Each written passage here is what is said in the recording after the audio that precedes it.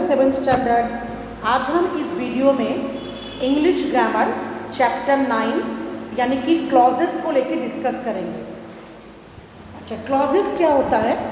देखिए, क्लॉजेस भी एक ग्रुप ऑफ वर्ड होते हैं, फ्रेज भी ग्रुप ऑफ वर्ड होते हैं और एक सेंटेंसेस भी ग्रुप ऑफ वर्ड होते हैं।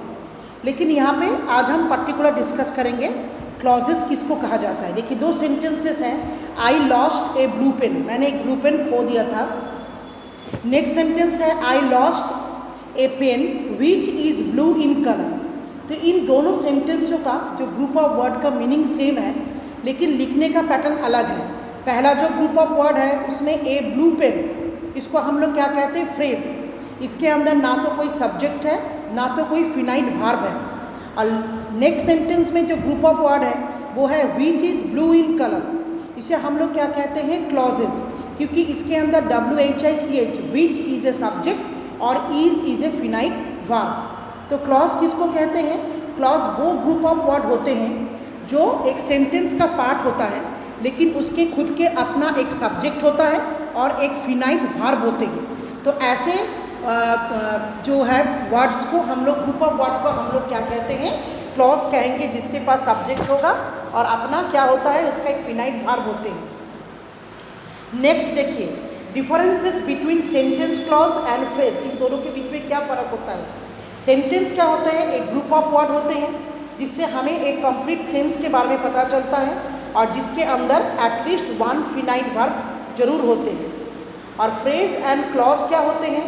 फ्रॉम ए पार्ट ऑफ, ये सेंटेंस का पार्ट होते हैं। बट फ्रेज के अंदर ना तो कोई फिनाइट वर्ब होता है ना तो कोई सब्जेक्ट होते हैं।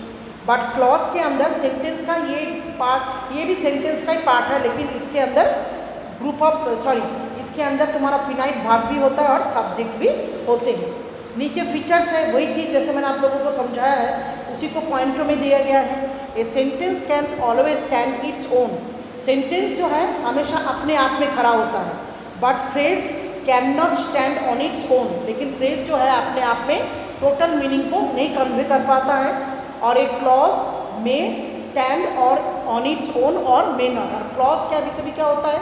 अपने आप में टोटल मीनिंग को कंप्लीट कर पाता है, कभी कभी टोटल मीनिंग को कंप्लीट नहीं कर पाते हैं। नीचे देखिए एग्जाम्पल में है he saw a boy wearing A black hat. तो इस फ्रेज में देखो वेयरिंग ए ब्लैक हैट, यहाँ पे ए phrase because wearing A is a non finite verb, ठीक है। और he saw a boy who was wearing A black hat, यहाँ पे who was wearing A black hat इसको हम क्लॉज कहेंगे, क्योंकि यहाँ पे हु इज ए सब्जेक्ट है और was is a finite verb होते हैं। नीचे एक्सरसाइज ए में है, आपको सर्कल करना है फ्रेज को और अंडरलाइन करना है क्लॉज को।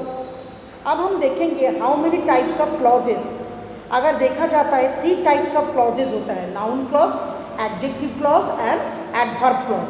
आपको नाम से ही पता चल रहा है सेंटेंस का वो पार्ट जिसको हम पहले क्लॉज के तौर पे आइडेंटिफाई कर रहे हैं, वो क्लॉज जब सेंटेंस में नाउन को इंडिकेट करते हैं तब उसे हम लोग क्या कहते हैं? Noun clause. A clause that perform the function of a noun. Noun मतलब नाउन का फंक्शन को बताते हैं, उसे हम लोग कहते हैं नाउन क्लॉज। उसमें क्या होता है? देखिए, he thought that his dog was lost. उसने क्या सोचा था? कि उसका कुत्ता खो चुका है। तो यहाँ पे देखिए that his dog was lost, ये इसके अंदर सब्जेक्ट भी है और फिनाइट वर्ब भी है। The group of word that his dog was lost is a clause since is had a subject. यहाँ पे कौन है? द डॉग है, हीज डॉग उसका कुत्ता, और फिनाइट वर्ब है वॉज। नेक्स्ट एग्जाम्पल देखिए, he thought of a new plan. तो यहाँ पे ऑफ ए न्यू प्लान, ये ग्रुप ऑफ वर्ड को हम क्लॉज नहीं कहेंगे, इसे हम लोग क्या कहेंगे? फ्रेज। इसे कहा जाता है नाउन फ्रेज, क्योंकि इसके अंदर ना तो कोई फिनाइट वर्ब है और ना तो कोई यहाँ पे पर्टिकुलर सब्जेक्ट है। नेक्स्ट एग्जाम्पल में देखिए, ही एक्सपेक्टेड टू सक्सीड, इसको हम लोग नाउन फ्रेज कहेंगे। और he expected that he would be successful, तो ये होता है आपका नाउन क्लॉज, क्योंकि इसके अंदर फिनाइट वर्ब भी है और सब्जेक्ट भी है। नीचे देखिए नाउन क्लॉज के कितने सारे एग्जाम्पल्स हैं, जैसे all that he said was agreed by all. उसने जितना सब कुछ कहा था वो सबने मान लिया। यहाँ पे ऑल दैट ही सेड, ये noun clause as subject of the verb was का सब्जेक्ट होके काम कर रहा है। अच्छा, नाउन क्लॉज कई बार क्या होता है, वर्ब के ऑब्जेक्ट के तौर पे भी काम कर सकता है। अगर सब्जेक्ट के तौर पे काम करेगा तो उसका पोजीशन पहले होता है, और नाउन क्लॉज अगर ऑब्जेक्ट के तौर पे काम करता है तो वर्ब के बाद में होता है उसका पोजीशन। जैसे आई होप, मैंने सोचा था that the experiment would be successful. यहाँ पे होप वर्ब है, होप का ऑब्जेक्ट होके ये सेंटेंस काम कर रहा है, तो इसको हम लोग कहेंगे ऑब्जेक्ट क्लॉज, और इसका पोजीशन होता है वर्ब के बाद। Noun clause as the object of the preposition के ऑब्जेक्ट के तौर पे भी काम करते हैं। जैसे यू शुड लिसन, कि तुमने जरूर सुने होंगे, to what he is saying, उसने क्या बोला था। यहाँ पे देखिए टू मैंने सर्कल कर रखा है प्रीपोजिशन, और उसके बाद what he is saying is a noun clause. तो नाउन क्लॉज की पोजीशन हमने देखा, नाउन क्लॉज वर्ब के सब्जेक्ट के तौर पे यूज़ होता है, नाउन क्लॉज वर्ब के ऑब्जेक्टिव टाइप में इस्तेमाल हो सकता है, और नाउन क्लॉज प्रीपोजिशन के सब्जेक्ट की तौर पे भी इस्तेमाल होते हैं। देखिए ये नाउन क्लॉज को हम सेंटेंस में कैसे पहचानेंगे। नाउन क्लॉज जो होता है वो जनरली इंट्रोड्यूस्ड होता है दैट से। जैसे सानिया ने क्या बोला था, that she was attending the party, वो पार्टी को अटेंड करेगा। अच्छा, नाउन क्लॉज जो है वाई से भी शुरू होता है। जैसे सानिया वंडर्ड, वो डर गया था, वाई सोना डिड नॉट कॉल हर, उसने सोना क्यों नहीं बुलाया। व्हाट से भी शुरू होते हैं, एंड व्हेन से भी। तो सेंटेंसेस में जब भी आपको नाउन क्लॉज को पॉइंट आउट करने के लिए कहेंगे तो ध्यान रखो कि नाउन क्लॉज एक तो वो सेंटेंस में रह के नाउन की तरह बिहेव करते हैं, और ये नाउन क्लॉज शुरू होता है हमेशा दैट, वाई, व्हाट, व्हेन, इस तरीके के वर्डों से, इफ से भी शुरुआत होते हैं एंड वेदर से भी शुरुआत होते हैं। फीचर्स में देखो, ये नाउन क्लॉज जो है perform the function of a noun की तरह काम करते हैं, और ये नाउन क्लॉज जो है किस मतलब नाउन क्लॉज किस चीज़ से शुरू होते हैं, that, if, whether, why, how, इन शब्दों से। नीचे देखिए बी एक्सरसाइज में है, आइडेंटिफाई द नाउन क्लॉज को आपको आइडेंटिफाई करना है, और जैसे मैंने सेंटेंस में करके रखा है आपको इस तरह से आइडेंटिफाई करना है। फिर उसके बाद एग्जाम्पल में दे रखा था ऑब्जेक्ट ऑफ द वर्ब है कि सब्जेक्ट ऑफ द वर्ब, ये हमें करने की जरूरत नहीं है, आपको खाली लाइन को आइडेंटिफाई करना है, क्लॉज को। रीड द सेंटेंसेस में देखो, अच्छा सी में देखो, सी में क्या है, in the following sentences identify the noun phrase को भी एंड क्लॉज को भी, फ्रेज को एंड सर्कल देम, और पिक आउट द, अंडरलाइन करना है आपको नाउन क्लॉज को। तो हम वही ध्यान रखेंगे, नाउन फ्रेज जिसके अंदर ना तो सब्जेक्ट होंगे ना तो फिनाइट वर्ब होगा, नाउन क्लॉज जिसके अंदर सब्जेक्ट भी होंगे और फिनाइट वर्ब भी होता है। जैसे I am sure that he will have a successful career, तो यह दैट से लेके करियर तक ये होता है नाउन क्लॉज। उसी तरीके से देखिए I believe in your honesty, ये नाउन फ्रेज होते हैं। अच्छा, अब हम डिस्कस करेंगे adjective clause, a clause that perform the role of an adjective in a sentence. जब सेंटेंस में रहने वाला क्लॉज जो है किसी एडजेक्टिव, मतलब किसी भी वस्तु को एडजेक्टिव के तौर पे इस्तेमाल होता है, यानी कि उस वस्तु को, उस थिंग्स को डिस्क्राइब कर रहा है, क्योंकि हमें पता है सेंटेंस में जो डिस्क्राइबिंग वर्ड होता है नाउन का, उसे कहा जाता है एडजेक्टिव। तो यहाँ पे पर्टिकुलर वर्ड नहीं है, कुछ ग्रुप ऑफ वर्ड जब किसी पर्टिकुलर नाउन को डिस्क्राइब कर रहा है तब हम उस ग्रुप ऑफ वर्ड को क्या कहते हैं, एडजेक्टिव क्लॉज।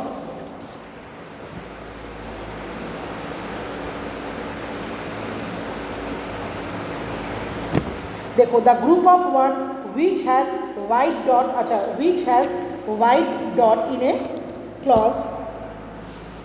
देखो position of the adjective clause की पोजीशन देखो, जैसे क्या लिख रखा है, Jenny is the girl, Jenny एक लड़की है, who is wearing a pink dress, जिसने एक पिंक कलर का कपड़ा पहन रखा है। तो who is wearing a pink dress, इसको हम लोग क्या कहेंगे, एडजेक्टिव क्लॉज। तो एडजेक्टिव क्लॉज ढूंढने से पहले हम क्या देखेंगे, इस सेंटेंस में सब्जेक्ट कौन है, हु है, और इज है फिनाइट वर्ब। इस सेंटेंस में किसके बारे में कहा जा रहा है, जेनी इज द गर्ल, उस लड़की के नाम पे डिस्क्राइब कर रहा है गर्ल को, तो it is a adjective clause. This is the boy, ये वो लड़का है, who looks after this cat, इस बिल्ली को देखभाल करते हैं। तो यहाँ पे हु जो है सब्जेक्ट है, और जो है यहाँ पे किसको डिस्क्राइब किया जा रहा है, बॉय को, तो ये भी एडजेक्टिव क्लॉज है। फीचर्स में देखिए, एक सेकंड बच्चे, फीचर्स में देखिए क्या क्या होता है। An adjective clause perform the function of an adjective and describe the noun और प्रोनाउन को डिस्क्राइब कर रहा है। It is introduced by a relative pronoun से शुरू होता है, that, who, which, where and so on.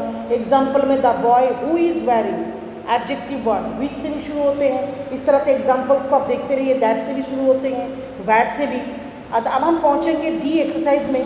यहाँ पे pick out the adjective clause को आपको पिक करना है फॉलोइंग सेंटेंस में से एंड इंडिकेट करना है जो कौन से नाउन या प्रोनाउन को डिस्क्राइब कर रहे हैं. जैसे मैंने साइड में लिख रखा है, देखिए, the schools bus which drop me to school come late. School come late. तो यहाँ पे देखो, यहाँ पे किसको डिस्क्राइब किया जा रहा है? द डिस्क्राइब द नाउन बस को. नेक्स्ट सेंटेंस में I have not receive the letter, मैंने उस चिट्ठी को रिसीव नहीं किया था. You sent me last week, जो तुमने मुझे लास्ट वीक भेजे थे. तो यहाँ पे किसको डिस्क्राइब किया जा रहा है? लेटर को. तो इस तरह से मैंने अंडरलाइन किया है और कौन से नाउन वर्ड को डिस्क्राइब किया है वो साइड में आपको लिख कर भी दिया है. अब हम पहुंचेंगे नेक्स्ट पेज में. देखिए,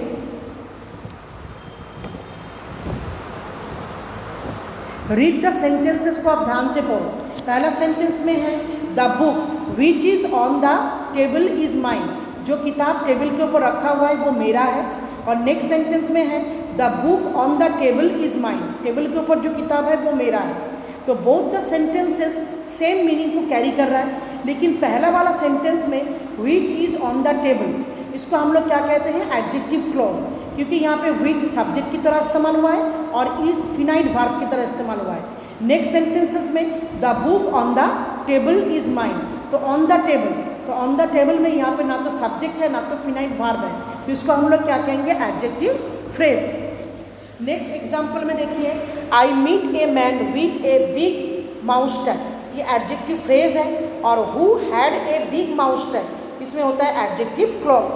अच्छा, ई में भी वही है, आपको फॉलोइंग सेंटेंस में से रिप्लेस करना है एडजेक्टिव फ्रेज के जगह पे एडजेक्टिव क्लॉज को लगा के. अब हम लास्ट डिस्कस करेंगे एडवर्ब क्लॉज. एक्चुअल एडवर्ब वो वर्ड होते हैं जो सेंटेंसेस में रह के एडजेक्टिव को डिस्क्राइब कर रहा है. नाउन को डिस्क्राइब करने वाले वर्ड को कहा जाता है एडजेक्टिव और एडजेक्टिव के बारे में कहने वाले वर्डों को कहा जाता है एडवर्ब. जैसे देखिए example, the man ran as if someone was chasing him. तो यहाँ पे as if someone was chasing him in a clause, it has a subject someone है, फिनाइट वर्ब भी है, तो इसको हम लोग क्या कहेंगे? Adverb clause. तो यहाँ पे position in the adverb clause. अच्छा, it can place after the main clause और बिफोर इट. एडवर्ब क्लॉज जो है मेन क्लॉज के बाद में भी हो सकता है या पहले में भी. जैसे the ship when where the wave took in, when the train started we return home. अच्छा, एडवर्ब फ्रेज का पोजीशन क्या होता है? एंड एडवर्ब फ्रेज जो होता है, क्लॉज जो होते हैं, perform the function of an adverb. Adverb clause वो होते हैं आपको सेंटेंस में एडवर्ब के फंक्शन को डिस्क्राइब करते हैं. और एडवर्ब और फंक्शन 3-4 तरीके के होते हैं. एडवर्ब और फंक्शन टाइम को डिस्क्राइब कर सकता है, प्लेस को डिस्क्राइब करते हैं, मैनर को डिस्क्राइब करते हैं एंड और ऑफ ए रीज़न. जैसे यहाँ पे देखिए एक एग्जाम्पल में है the guest left when the rain stop. Guest चले गए थे जब बारिश रुक गए थे. तो यहाँ पे व्हेन द रेन स्टॉप, तो यहाँ पे क्या है? समय के बारे में कहा जा रहा है, व्हेन. तो इसे कहते हैं adverb clause of time. Adverb clause of time जो होता है वो always when, while, as, whenever, after, before इन वर्डों से शुरू होते हैं. अच्छा, उसी तरीके से एडवर्ब ऑफ प्लेस होते हैं जो किसी जगह के बारे में हमें आइडेंटिफाई करते हैं.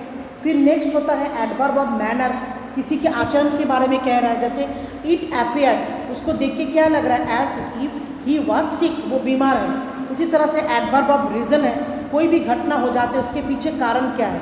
She went to the park, वो पार्क में चला गया था. क्यों? बिकॉज देयर वॉज, या तो since there was no one in the house, में कोई भी नहीं है. फिर उसके बाद देखिए pick out the adverb clause को आपको पिक आउट करना है इन सेंटेंसों में से कितने सारे एडवर्ब क्लॉज हैं. उसके बाद रीड द फॉलोइंग सेंटेंस में पहुंचेंगे. बाकी तो सब एक्सरसाइज है. तो इस चैप्टर्स में मैंने आपको टोटल क्या समझाया क्लॉज के बारे में. Clause is a part of a sentence, it is a group of word, it has A finite verb and also a subject. उसी तरह से आपको नीचे वाला एक्सरसाइज मैं सॉल्व करके भेजूंगी.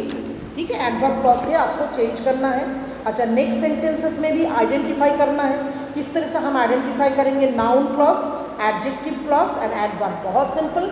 नाउन क्लॉज वो होता है जो सेंटेंस में नाउन की तरह बिहेव कर रहा है, किसी पर्टिकुलर नाउन के बारे में कह रहा है। जैसे देखो, ही सेड, उसने बोला था that he won a prize, यहाँ पे नाउन की तरह इस्तेमाल होता है।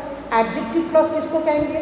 वो ग्रुप ऑफ वर्ड जो पर्टिकुलर सेंटेंस में नाउन को डिस्क्राइब कर रहा है। और एडवर्ब क्लॉज वो होंगे जो सेंटेंसेस में यूज होने वाले एडवर्ब को कंप्लीटली डिस्क्राइब कर रहे हैं। नीचे एक्सरसाइज में से भी आप लोगों को आइडेंटिफाई करना है कौन सा एडजेक्टिव क्लॉज है, एडवर्ब क्लॉज है एंड नाउन क्लॉज है। तो बच्चे, इसी के साथ ये चैप्टर भी हमारा कंप्लीट हो रहा है। Thank you students.